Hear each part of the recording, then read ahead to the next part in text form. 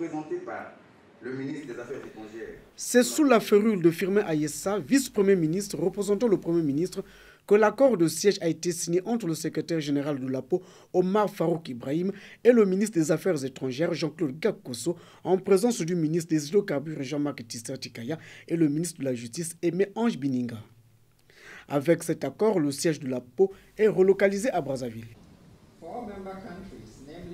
38e session, le 15 juin 2020, a adopté à l'unanimité une résolution pour déplacer le siège de l'APO de son emplacement temporaire à Abuja, au Nigeria, au siège permanent de Brazzaville en République du Congo. Le Conseil a également examiné et approuvé un nouvel accord de siège entre la République du Congo et l'Organisation des producteurs de pétrole africains. Le secrétaire général de l'APO a en outre indiqué les défis de cette organisation panafricaine.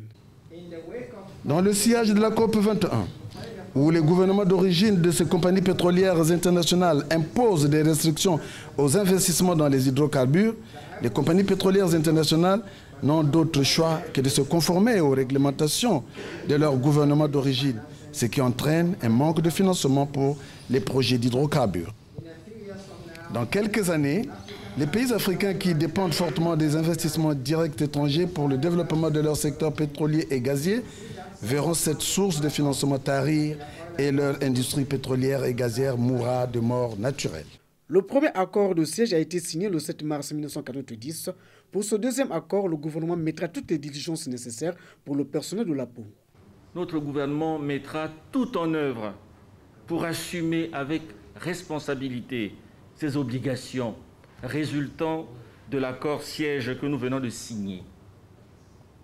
Notre gouvernement, mesdames et messieurs, assurera toutes les facilités nécessaires à l'exercice des activités de notre organisation.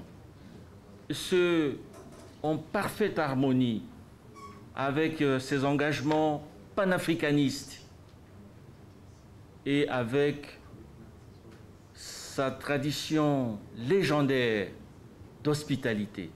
À la vérité, le retour du siège de l'organisation de producteurs de pétrole africains à Brazzaville est le couronnement de la diplomatie congolaise engagée par le gouvernement sous l'impulsion du chef de l'État, Denis Sassou Nguesso.